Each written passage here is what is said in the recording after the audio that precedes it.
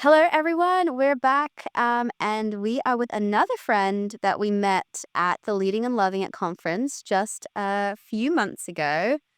Emery, you were worship leading at the conference, right?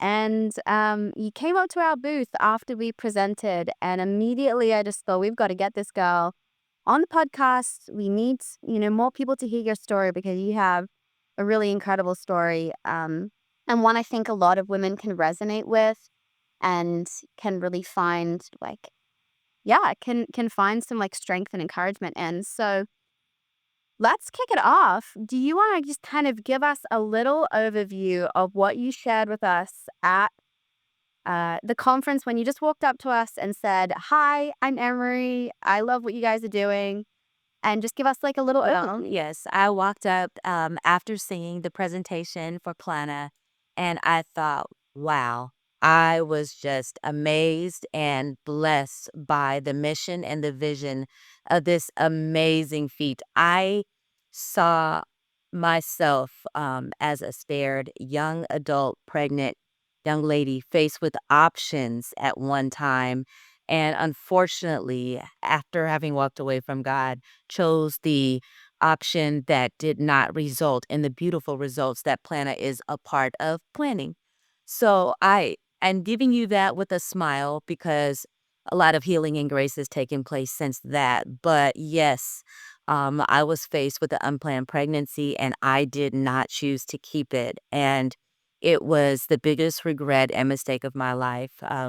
Going through life later on, not realizing what God exactly had planned for my life. Later, after married, tried to conceive and was completely unable due to fertility issues. Realizing that, you know what, I'm going to get out of God's way and let God do things different ways. So, open to adoption, thanks to my husband, helping me to realize things that were, necessary for me to move past the pain and to embrace what God's plan was. And just seeing what Plana does is totally something I was interested in from both ends, from a person who had experienced unplanned pregnancy, and then on the other end, for a person who dealt with fertility issues wanting to adopt. No, thank you so much for sharing that because that's not a story I've heard very often, right? A woman who's been on both sides of the equation and who has experienced the kind of stress and uneasiness of having an unplanned pregnancy, but then also having the other, side of things of really, really wanting a baby and having a family, but struggling in that area.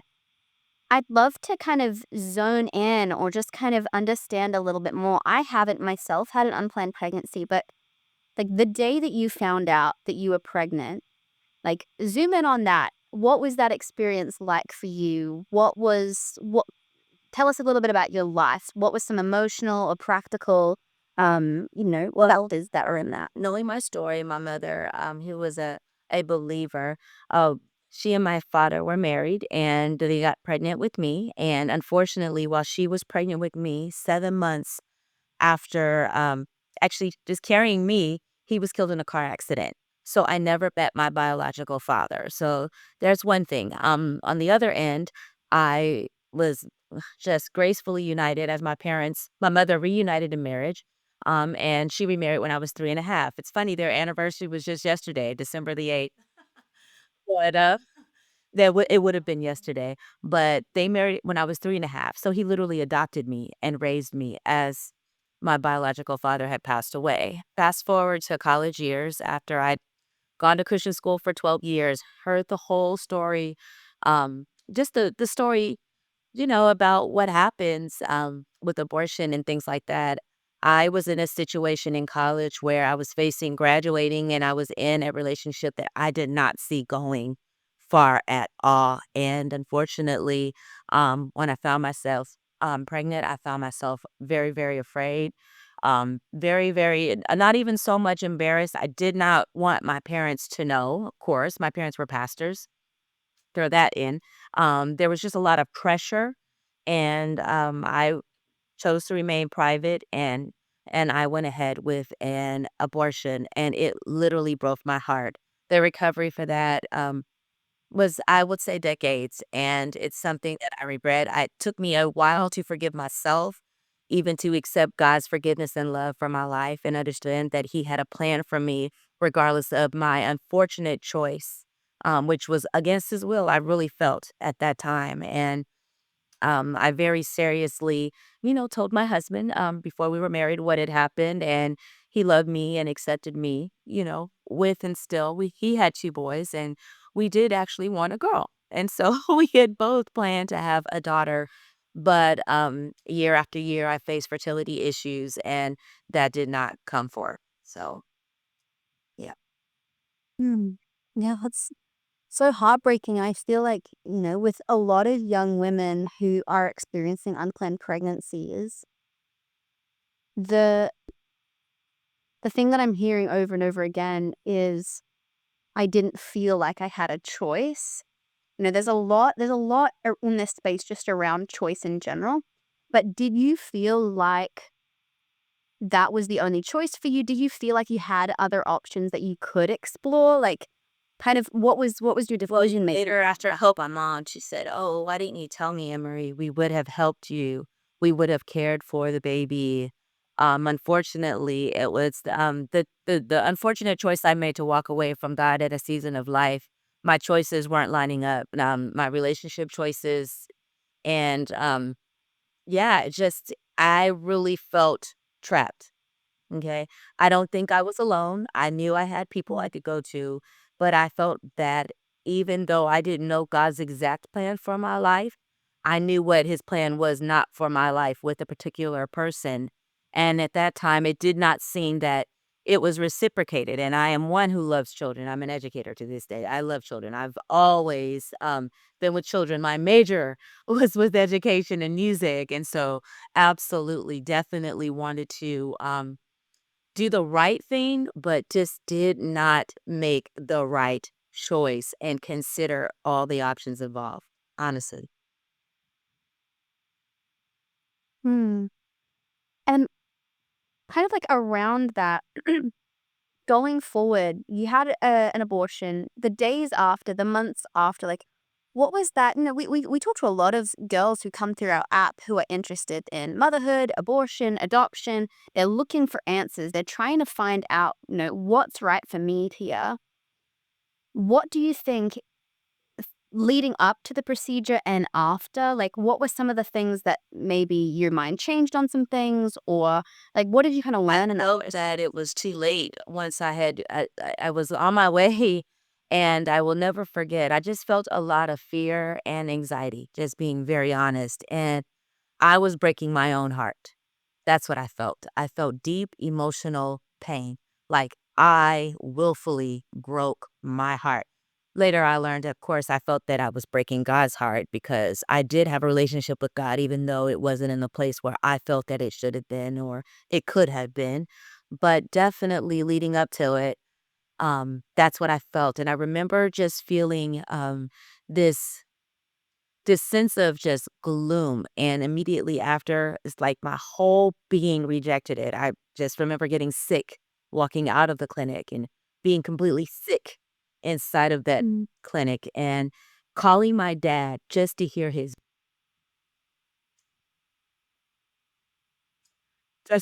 voice, just to calm my pain because it was that painful.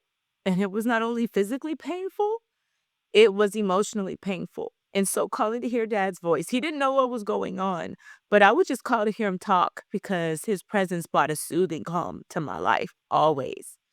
So, yeah, I have not teared up about this in years, but just walking back through it, and it's okay. It's okay.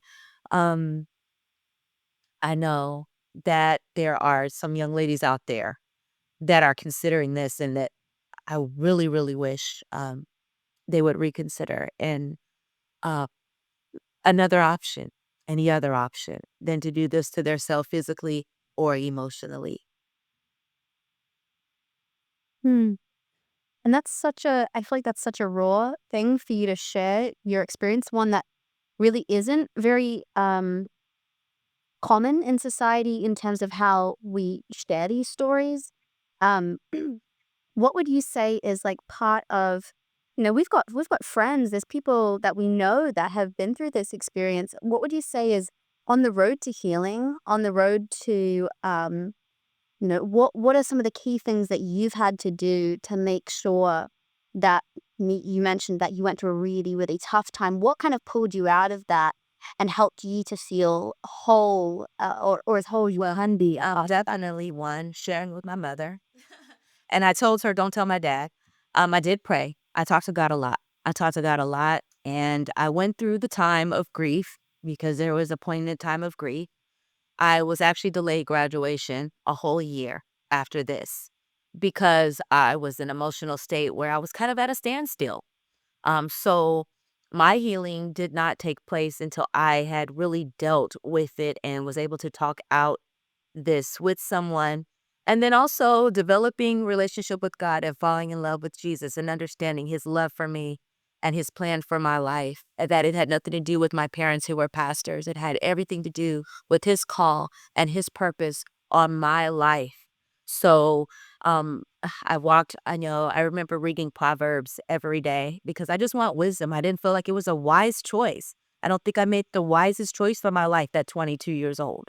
I remember my best friend getting married that summer after I had unfortunately had that abortion and being able to share with her later, but did not want to take away from the joy of her marriage, you know? So I was her maid of honor and I'm standing there proud and happy for her, but hurting inside and needing healing. So those days after that and those weeks and those years after that, I'd say about 4 or 5 years, um, the Lord healed my heart and I developed a relationship with him and surrendered my will to his. So I knew that I would not end myself in that situation again. I made some different life choices and I was just being honest with my mother really, really helped me and help me get the help and someone to talk to so that I can work my way through and, eventually we got on the other side. Now, we didn't agree for when I had some issues with fertility.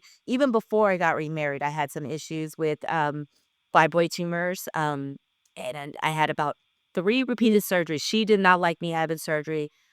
She was afraid that I was gonna do more harm than increase my fertility, and, "Mom, this might be right." I will just say that with a lot of different things going on, but, just very thankful for her guidance, her wisdom, excuse me, and just her love through that, even sharing an experience with me, before she, gave her heart to the Lord, that she actually had a same a same unfortunate choice. That was really a becoming. I don't think I shared that with you before, but yeah. Wow. And so, just seeing what the Lord did in her life, I knew I had to walk it out and it healed. Mm, that's such a beautiful story to share because, this is a time that women need love, right? And they need support. And I want, Planner to be a place that women know if that's a choice they make and they need support after that, they need to get a mentor, they need to get plugged into community, that this is a place that they can get those resources. And this is a place that they can feel accepted and they can feel they can feel loved. Because I think that's such an important piece to have community around you in that time to be able to share openly and honestly with someone. Um, but as you kind of went through this experience, and then now coming to the place, where you've had these surgeries, you've gotten remarried, you're starting to let that kind of dream of the family build up. How would you say that the parallel between coming to terms with infertility and and having had an abortion in the past, like, how have you wrestled with, a time in your life where a pregnancy was a very scary thing, and then a time in your life where pregnancy is all that you want? Like, where has that left you in it? Where has that left me?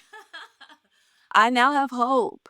Um, but in a very real time, I being you know, being in love with the Lord and being one who's dedicated to his purposes for my life and one who believes his words and his promises for my life. I have had some tender moments where I had to walk with Jesus and to just trust him and to depend on him and to lean into him and to talk to him and to desire his presence more than anything, to ensure that I could link, um, well, yeah, I can link my experience from the old season to an experience in the new season where the disconnect was my relationship with God. Now it is the part and the place of peace that I have in God with his plan for my life. I knew that God blessed me with two amazing sons through my husband, just like my dad was blessed with an amazing daughter through my mom. And as he adopted me, I have loved my sons. I didn't carry them in my body, but I carried them in my heart. Um, and then I have room as an educator and as a person who always has loved children. I have room in my heart to be a family for someone out there who's lonely, who may not have a family. And that that's a very big part of my journey and purpose now. To be loved as I was loved. You know, the Bible says God, he sees the lonely and he places them in families. And so let's say if there's a child or there's someone that has a child, about to have a child, and wants to not raise that child. They need to have the child, but they don't feel that they're capable of raising it. I believe that I'm called. Let's just say it like that. So from one end to the other, full circle, I know that I'm called to be one that raises this next generation. That's beautiful. What would you say, a lot of the people that we talk to, right, in this, like, area or in these stories, there's a lot of Christian women, right? And we are a faith-based organization. But a lot of the women that we're interacting with, a lot of our clients, right, they haven't set foot in a church. Like they're not faith-based. They don't identify with this, with the, So what would you say to, yeah, a young woman who's coming through? She doesn't know the first thing, but just what kind of resources or what kind of approach would you recommend in that situation, speaking back to your younger self? What would I say? Let's see. Oh, you are not alone. God is with you. Even if you don't know your creator, you were created, and your creator has created something very special inside of you. And if you don't feel that you're big enough to carry it, you were chosen to carry it. And I'm here to tell you, you're chosen to carry it. You were called to carry it. And maybe if you don't see yourself carrying it to the fullness, someone else may be called to care for that thing you were chosen to carry and help it to become Mm, everything that you would desire it to be if you don't see it, that you're the one who's called.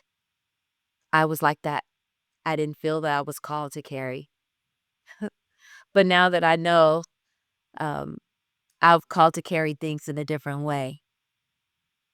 And so, yeah, talk to your creator, the one who created you, the one who created mm, what's inside of you.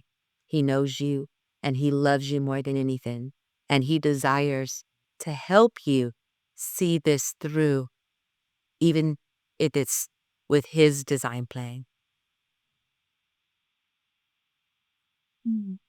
That's such a, I think, a needed message for so many young women who maybe don't even see adoption as something that they've been interested in, right? Or even, it's often one or the other is, am I parenting the child, or am I having abortion? Those are kind of the two that a lot of women think.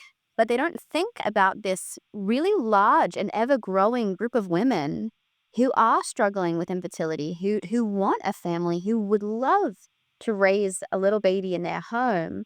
And having that message coming from you, someone who wants to raise a little baby in your home, um, I think that's something that more young women need to be just aware of, and there needs to be more support, like what we're doing here at Planner.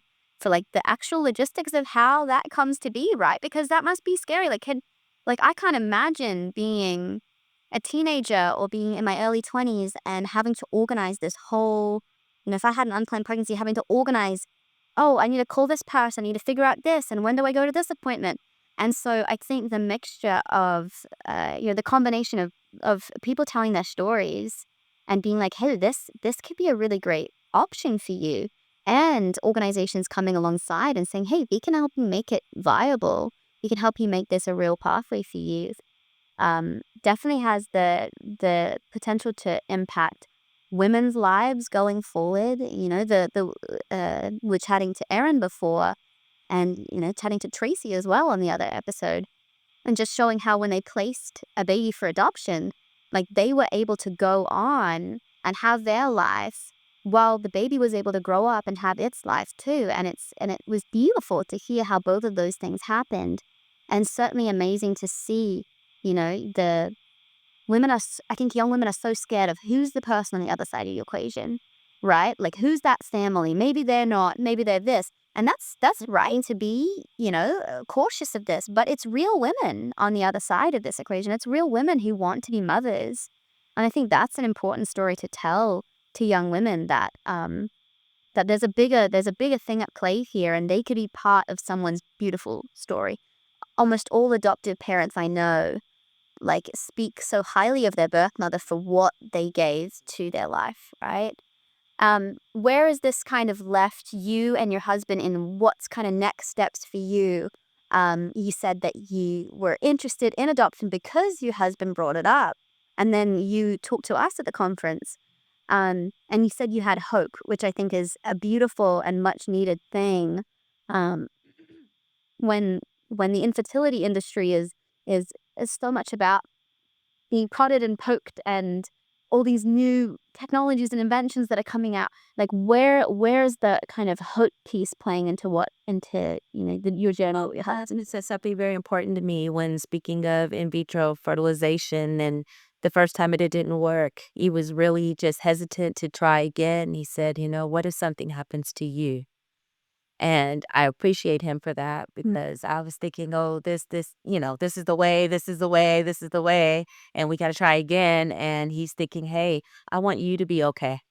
That meant a lot to me, and it opened up my heart to hear what he had to say with the adoption, that he was open to it. It blessed my heart. He knew both of his biological parents, and both of his sons know both of their biological parents. I'm the only one that never knew mine, and he knew how special this was to me. But I'm mm, thankful for him for the option and for the grace to say, hey, I would love to raise a little girl, for the glory of God and for a greater purpose. So we did begin the application with the organization recommended by you. Evie, thank you so much. And we also did sign up to be foster parents in our county. That's been a year. It hasn't happened yet. So I'm open to what God ought to do, and looking forward to our application process with the company there. I can't think of the name right now, but yes. glad he said his for adoption is our amazing partner. Um, but that's so exciting to hear, and that's something that we're so passionate about, like, more people having families, right? And I think this is something that we're just seeing, like, across the spectrum. People can get behind this, more families is something in everyone's best interest, and more support for young women, and, more, uh, logistics help, and more medical information about what's really happening in your body, and more mentors to come alongside women who have, we've got women here who have, like yourself, had an abortion in the past and want to be a mentor to a woman who has had an abortion now. Women who have been birth mothers and they want to be the ones that are mentoring women who are placing for adoption currently, because they know the struggles, they know the thoughts they're going to have. Women who are, starting their journey as mothers and don't feel prepared, and then being able to pair them with someone who's like, I know exactly what it's like to be sleepless and 6 months in, So I think it's so incredible to be able to talk to you, to be able to talk to Tracy, to talk to Erin, and to be like coloring in this greater picture of like what women experience around pregnancy and around creating family and identity and the difficulties that can come along with that. And so it is so beautiful to hear your story of how you have gone through hard things and how you are still smiling, you're still praising, you're still speaking words of encouragement to other women. And, we're really going to be rooting for you and praying for you as you go through this process. And definitely, wanting to get you connected to young women that we're talking to so that you can be, a voice where you didn't have that voice and that mentor and that encouragement when you were younger. So I'm so grateful that we've been able to chat to you. And yeah, excited to be with Excited from here. both a mentor and a mentee by some other adoptive parents. So I'm excited to talk to other young ladies, absolutely, and to share my heart and to be a bridge. Wow. Anything else to add before we close off? No, thank you. Sorry, I just popped up now, but I was just so engrossed in that story. It was so good. So yeah, thank you, Emery. Yeah, and hopefully this will just be a part one. We'll be checking back in and sharing different updates that we've been going through as an organization and women that we've been able to come alongside to give the right resources to, and obviously definitely wanting to hear how your journey goes as well. Absolutely. I'll definitely update you. Thanks so much, Emery. We'll chat to you in another episode, hopefully. Hey. Bye. Bye.